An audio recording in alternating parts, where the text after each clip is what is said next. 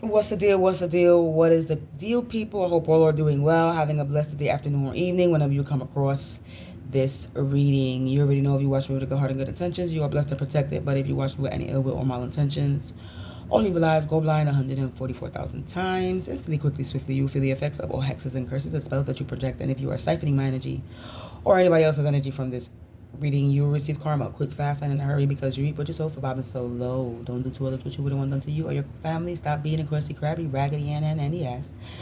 Miserable, bitter ass, be a snitch and go heal yourself. So, collective, I got a download. This is a download that I had to do a little research and stuff because I got a name. All right. Anyway, anybody that knows about downloads and shit, sometimes you gotta do your research.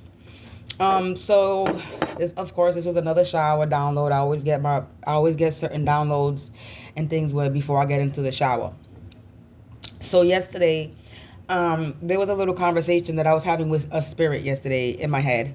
And this message basically pertains to, this is a message for people who want to understand why good people die or good people die young. All right. And then there's more to this, but so the message that I got from this says good people that pass are fighting battles that we could not see. Like we all fight battles that we can't see. So in the physical, it's going to look like a tragic accident, a bad illness. And this is because the spirit guides or the guardians that protect them are also fighting battles that we don't see against the evil, and in war, good or bad, there's going to be casualties that get caught in the crossfire. Because remember, we're battling spirit and not flesh. So I don't know if you ever seen, there was a video that was out there, that was going out there where it's like a black and white, it was like a street camera. And it's one of those, spooky mystery videos that is a man walking. There's a man walking, and then there's another man walking towards him. And that you could see in the street, the shadow, like there was something that came out of the man. And there was another man that approached him to help him fight the whatever demonic energy was coming out of him. So it's basically like that. Like imagine like we walking, right? We walking in the street, and you know the people of light, and you got the people of light and the people of dark. We all walking in this earth, in this community. And as we walking, we're fighting battles as we're walking out in the street, and we don't know that. Okay, that our spirit are fighting the demons because they're even when we're on the street, they're attacking us. You know what I'm saying? So there's fighting that's going on while we're sitting at home, while we're sitting outside, while we're outside and about, especially when we're outside, because we're outside in the world. So everything is out and about. Everything can see. The spirits see each other. You know what I'm saying? We can 3, 2, 1 as I say this. The spirits see each other. We can't really see spirit, but the spirits see each other.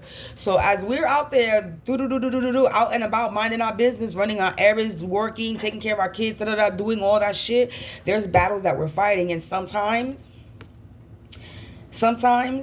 it doesn't matter if it's good spirit or bad spirit. Like I said, there's casualties at war. There's going to be casualties, and we all know this, right? So sometimes it's unfortunate, but sometimes some good people do lose the battle. And sometimes people lose people. When people lose people that they love, like a grandmother, mother, you know what I'm saying, a baby, a child, things like that.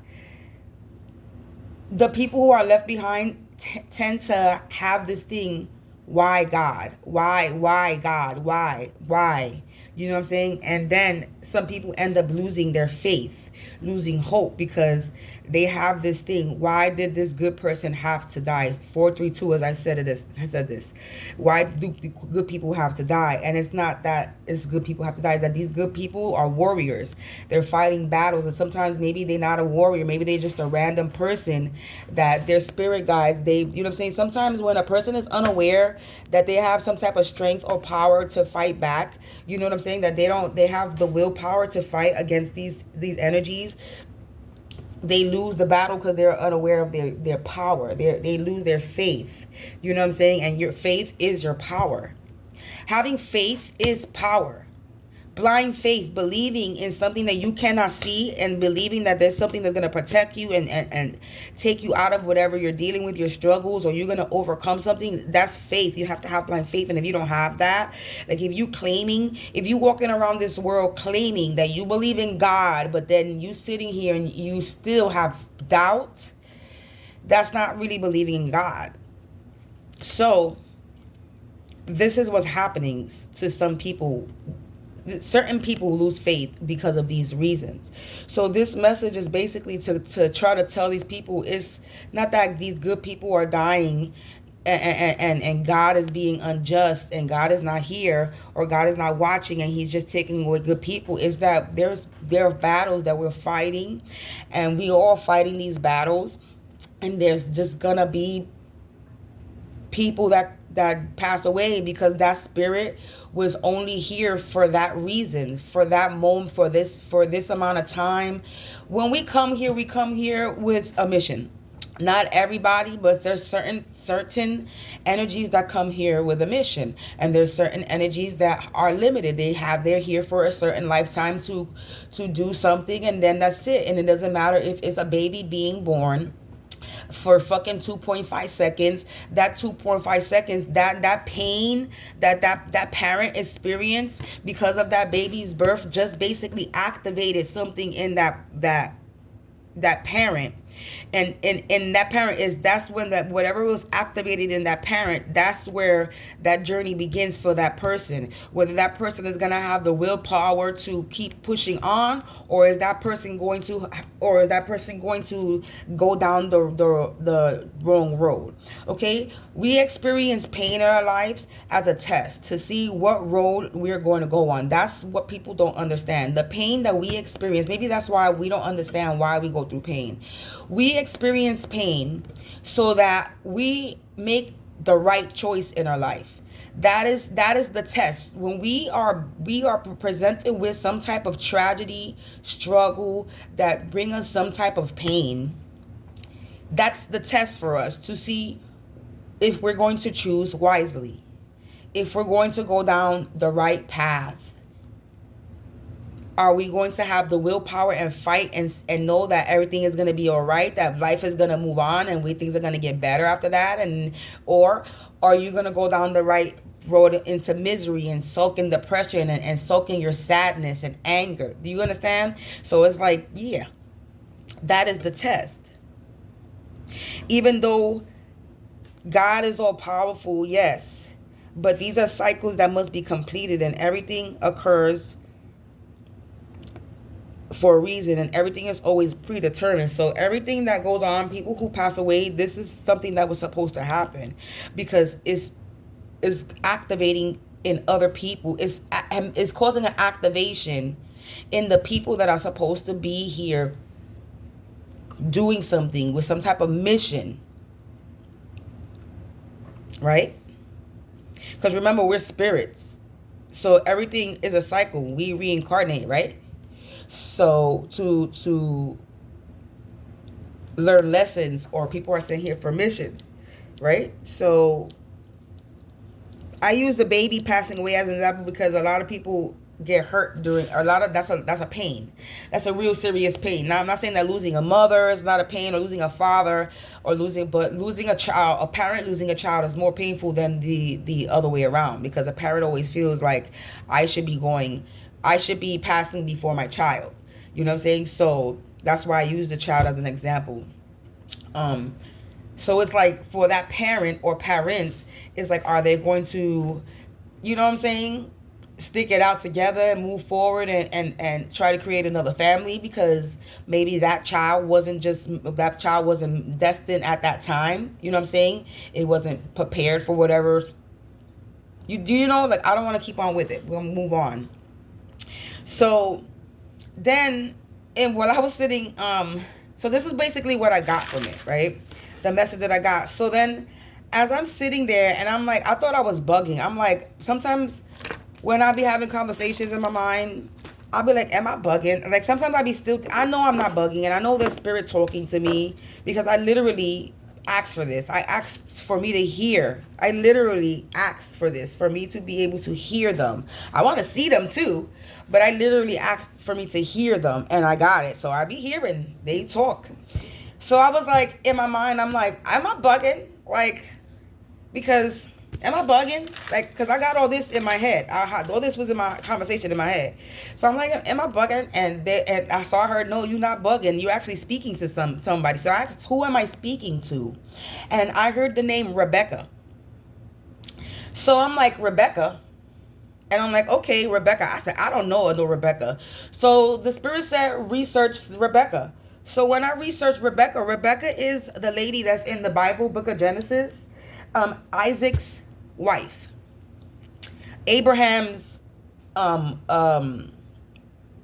son's wife.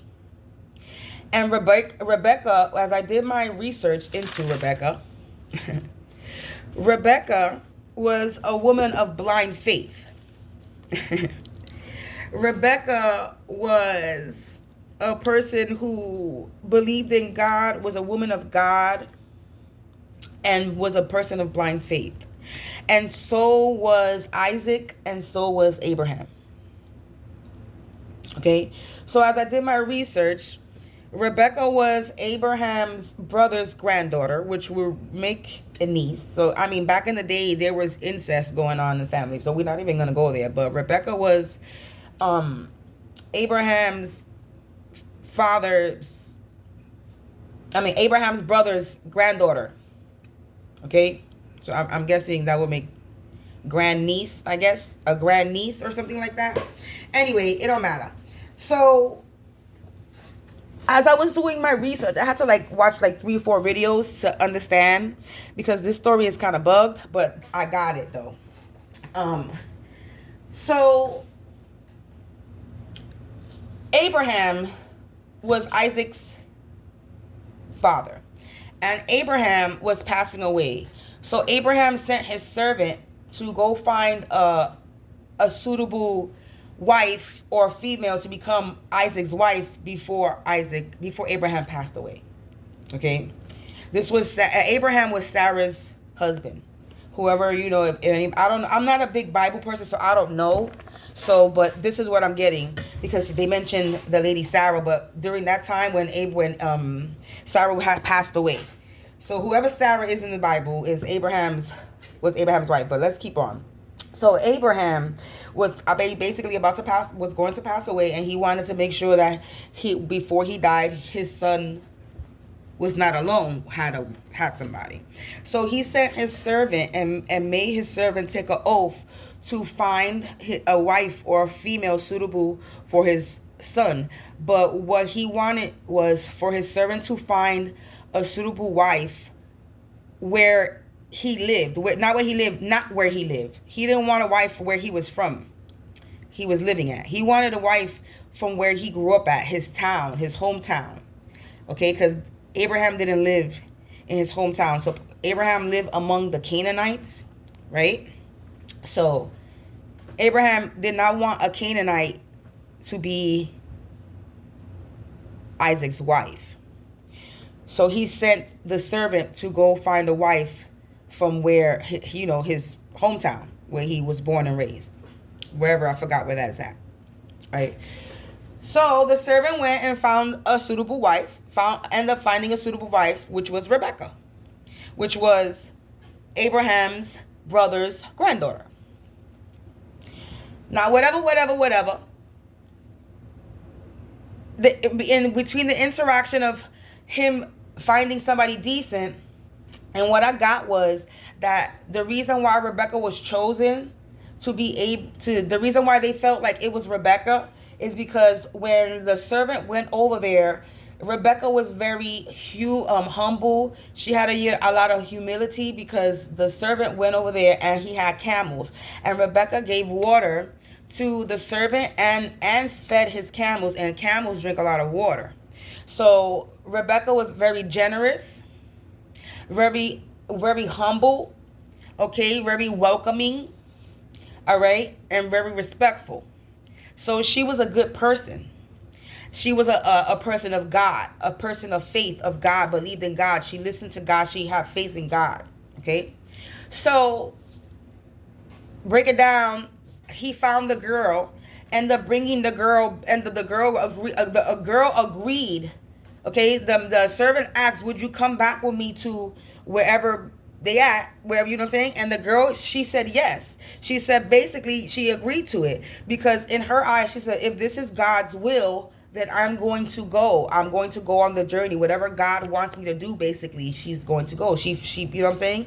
So she said, if this is God's will, this is what it is. I'm going to go. Yeah, so she went. So, you know, make a long story short, Isaac and Rebekah, they end up getting married and they end up getting together, blah, blah, blah, blah, blah, right? They end up meeting, blah, blah, blah, blah, blah. She goes back with him, right? And in that, they have 2 children.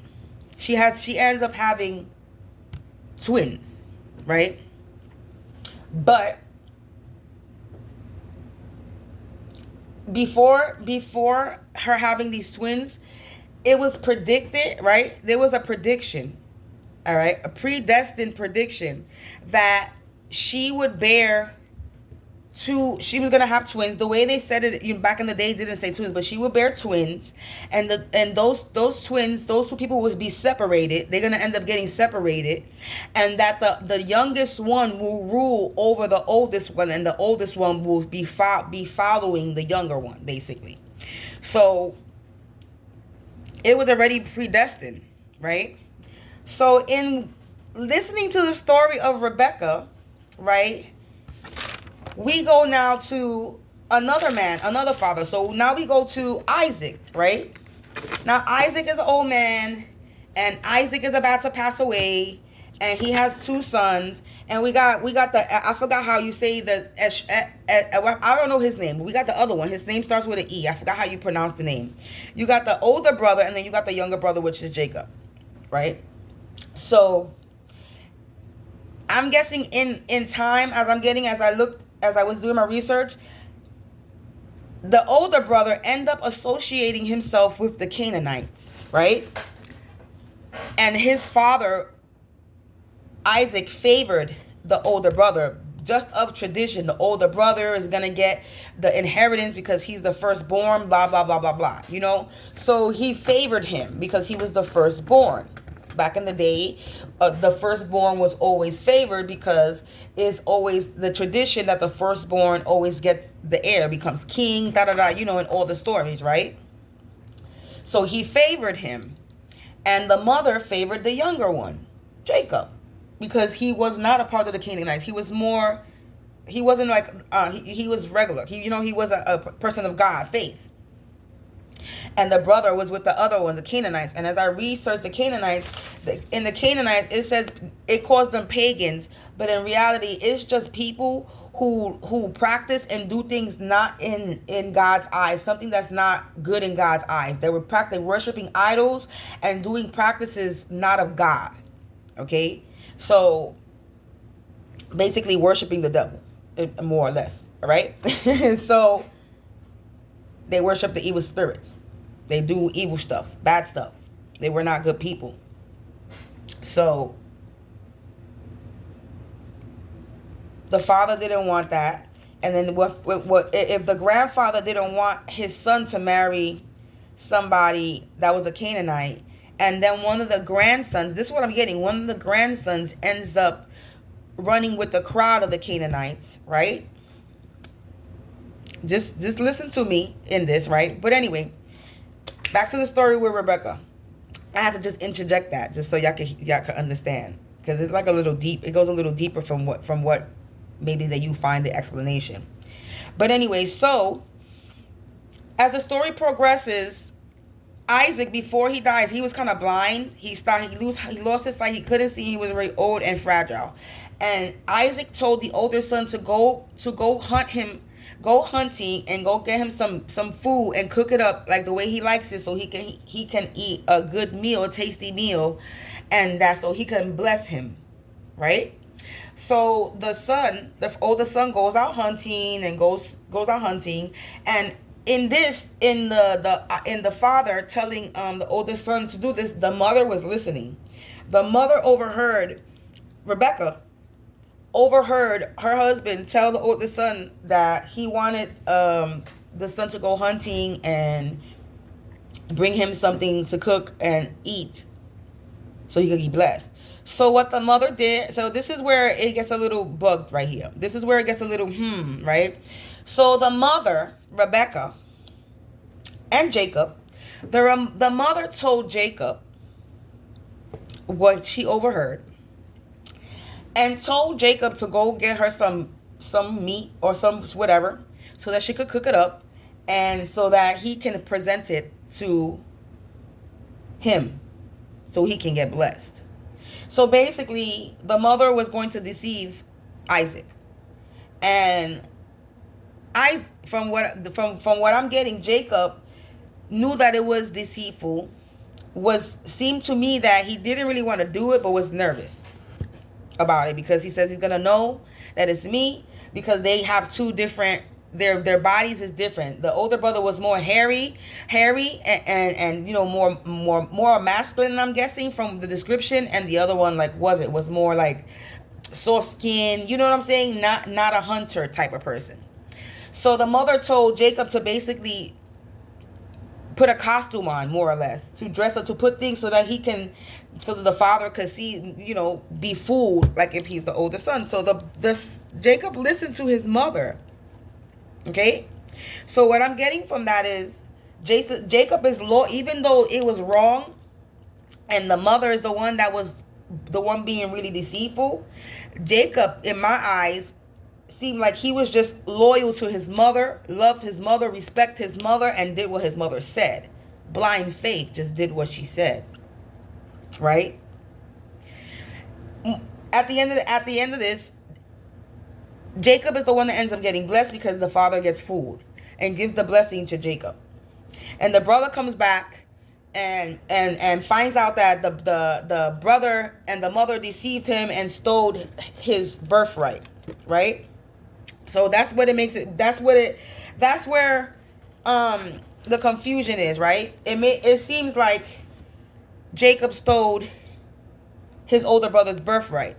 So it made me more curious to why did Jacob still get blessed when him and his mother, I'm not gonna say him and his mother and him deceived the father, because it's a lie. It was a seed, okay, and he still got blessed. So as I do my research, he never stole his birthright. When I look in more research, and I'm gonna share the videos in the community, when I do my research, it says that in the story, the older brother forfeited his birthright, didn't give a shit about his birthright, and the birthright was something spiritual. So basically, he disrespected God for a measly bowl of soup. He wasn't willing to suffer, right? Starve. He forfeited his bowl of soup. He forfeited his birthright to his brother for a bowl of soup, because I guess he was doing something. He came back and he was starving, he was hungry, and he saw his brother there, and his brother made him an offer and said, sell me your birthright and I'll give you a bowl of soup. And supposedly the older brother said, what is a birthright? What's a birthright worth? They're basically saying that the birthright is worth nothing. And in God's eyes, that's disrespectful, because your birthright is given to God, given you from God, and you're trying to say that it ain't worth it. It's shit. That is nothing. So in God's eyes, that was disrespectful, and he ended up losing his birthright, was stripped for his birthright before even the mother and the son deceiving. But if you really think about it, this was already predicted, because before she was pregnant, it was said that she was going to bear two worlds, and the two worlds were going to be separated. That's how it's worded. And the two worlds were going to be separated, and the younger one will be ruling, and the older one will follow the younger one. So the older one will be, I don't want to say not serving, but the other, like a soldier. and the younger one will be the king or the queen. So basically, the younger one will rule over the older one, and this was already predicted. So that's basically what I got when doing my research. So at the end of the day, this is about blind faith and predestined, something that's predestined. You cannot, this is a message, okay? And I'm gonna share the videos in my community, especially I'm gonna share the first one. I'm gonna share all of them, but the one that they really need to listen to, especially these karmics, because there's a message in that video with the story of Rebekah, and it's the one I'm gonna share on my community post. Basically, when it boils down to it, is blind faith, people of God, believing of God, and you cannot stop something that's destined. The story basically is saying that this was predestined. It was foretold that the younger will rule over the older. It was told that the two brothers were going to be separated due to different beliefs. And this is basically what's going on in this tarot world. Sister, cousin, family, basically. Separation. One angry because one thinks that one deserves the inheritance or birthright. And in reality, they're not, because the person that thinks that the person that believes they believe that they deserve this birthright is not in the upright. They're doing things that not in God's eyes that's right. So they don't get this inheritance, they don't get this birthright, they don't get this role, this to be this person of authority that they think they're supposed to have, because they're not doing proper things in God's eyes. They're worshiping the wrong idols. We got 1044 as I'm saying this. It's 1044 the time. They're not practicing anything that's of God. There are many different practices, and not everything is bad. But if you're doing something, if you're working some type of practice, even this spiritual shit, because spirituality could be good or bad, and it depends on the person behind it that's working it. Okay, people want to sit there and say spirituality, witchcraft, these tarot cards is witchcraft. No, it's not. If you're a bad person and you're doing bad things, then it's bad. If you're a good person and you're doing good things, it's good. These things are just tools, extra little things that help get a message, help guide people. That's all this is, are tools. That's it. Just like a fucking electrician has tools to fix the lights, just like a fucking a carpenter has nails and hammer to build. Those are tools to help them do what they need to do, to improve whatever skill they have. Tools. Like these crystals. Tools. That's it. There's nothing witchy or demonic or devilish about it. The person, just like a gun. Guns can be good. Guns can be bad. It's all on the fucking person behind the motherfucking trigger.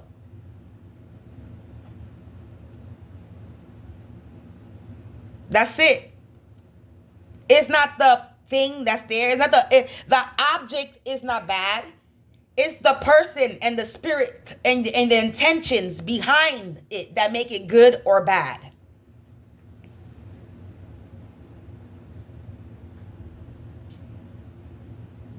So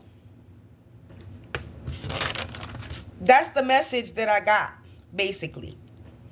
So I literally received the message from Rebekah. Rebekah from the book of Geneisis. That's who relayed this message to me.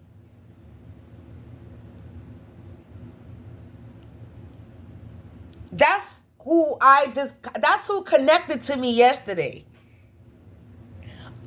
A freaking spiritual person from the excuse me, I don't want to freaking curse, but the motherfucking Bible. That's who was in my energy yesterday, that's who helped me with this. I don't read the Bible. I don't know nothing about the Bible. And I'm going to keep it funky with you.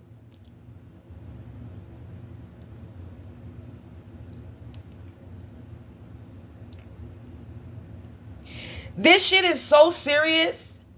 Whatever's happening, you got motherfucking spirits that are from the Bible that's coming out, giving messages.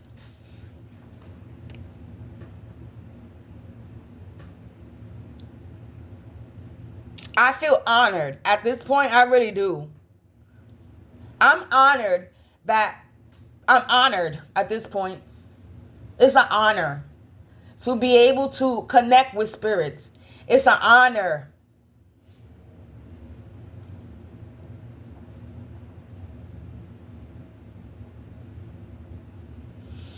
Yeah, I'm going to post the story of Rebekah in my community tab. I was trying to put it and link to this video, but I can't find the proper video downloader that's going to let me download videos from YouTube.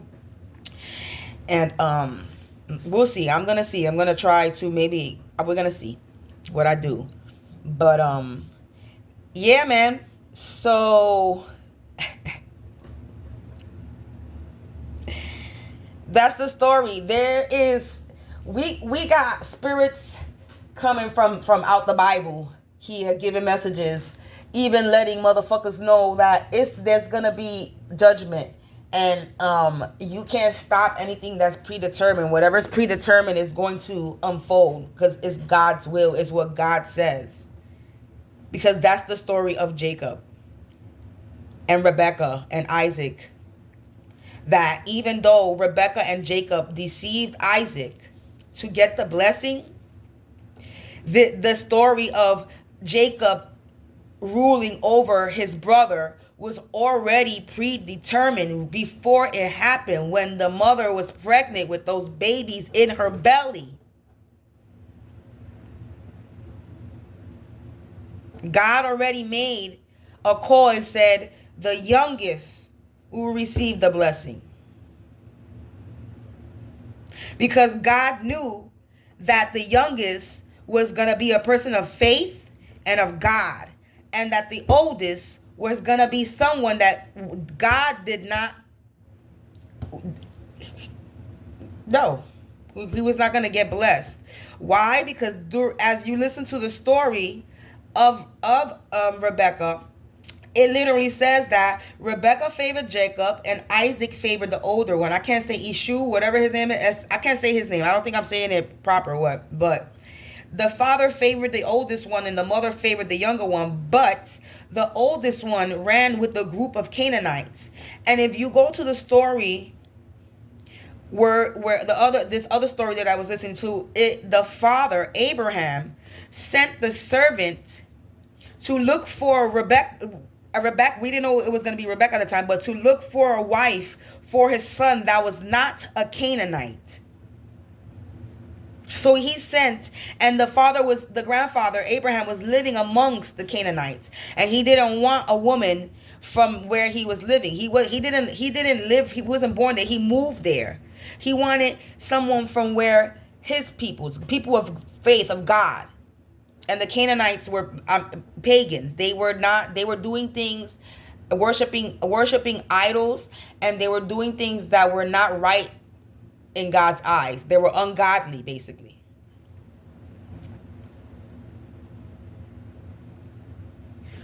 And that's who the older son, as they got older, that's who the older son, that's the crowd the older son was in. So you really think about it, he been besides him forfeiting his birthright for a bowl of soup to his brother, his life was already he was never gonna get it, because if you really think about it, the fucking grandfather didn't even want his son marrying somebody that was a Canaanite, and one of his grandsons end up becoming one of those people, running with that crowd of those people, running with the wrong crowd. He ran with the wrong crowd, if you really think about it. So he was never going to get that blessing. It was just too many things, and we don't know the full story behind the brother. We don't know what type of person the older brother was, what he got into. It. You really think about it, he was more the hunter. He was more rough. He was hairy, so he was more of a I don't want to say a savage, but like, you know, like caveman-ish, you know, like more, I'm gonna say manly. And the other one was more soft, more sensitive, more in tune, touch to God, more faith. That's what I got. So God blesses those who are of faith. Sometimes a little lie might not be what you think. This, how can I say? Basically, what you see might not be what you think. Basically, never judge something without knowing the full story. Basically. Because if you really listen to the story of Rebekah and then don't do more research of why Jacob was blessed, or really listen to the story, then you'll just be like, oh, Rebekah did something bad and she still got blessed. So people are going to be out here doing shit bad and think they're going to still get blessed? No. If you really think about it, Rebekah was a person of God. And Rebekah said, let her be cursed. Her son is not the one that said, oh, let's do this, let's trick my father. No, the mother is the one that came up with the plan. The mother is the one that said, I'll take whatever curse comes upon me. If there's any curse that comes upon, I'll take the blame. But the reason why Rebekah did this is because she was foretold that the younger son will get the blessing. So basically, her actions weren't of the devil. Her actions were basically guided by God. It looked like deceit, but was never deceit. This is a path that was always predetermined. And these were the steps that the mother had to make for that outcome to happen. There's things that always have to go in motion for things to happen in the real life. Shit can be predicted in spiritual world, but in the real world, things have to unfold a certain way for certain things to happen. And what had to happen was Rebekah had to lie to her husband. They had to fool the husband for that outcome to happen. Because it was always predetermined. Whether the brother want to be angry or not, but it doesn't matter. It was always predetermined, and the brother already lost his birthright over a bowl of soup, disrespected God, and saying, by what is a birthright? He didn't give a shit about his birthright. He sold that shit for a fucking bowl of soup because he was hungry, but he couldn't sacrifice going hungry. He was basically willing to it's basically the metaphor now. You were willing to sell your soul for chump change when you would have been blessed with something bigger if you would have just hang on a little bit longer. If you would have made that sacrifice to go hungry a little bit longer. To struggle a little bit longer. You would have been blessed if you would have just held on a little bit longer. That's the message at the end of the day. You lost your faith, forfeited your birthright because you were doing things that you weren't supposed to be doing. You were hanging out with the wrong crowd and you were worshiping the wrong God because you didn't believe in your birthright. But now that you lost it, now you want it back. Now you believe in it. You can't get it back because you didn't believe in it. You didn't believe in yourself, basically. But anyway, that's the message. I'm not going to keep going in, but that's what I got from all of this. Yeah. So I'll probably be back a little bit later and do a reading. But yeah, that's the download that I got. This is a message from Rebekah, from the Bible, the book of Genesis. Anyway, you already know, if you feel the need to sow a seed, don't hesitate to donate to me. And if you watch me with a good heart and good intentions, you are blessed and protected. Peace.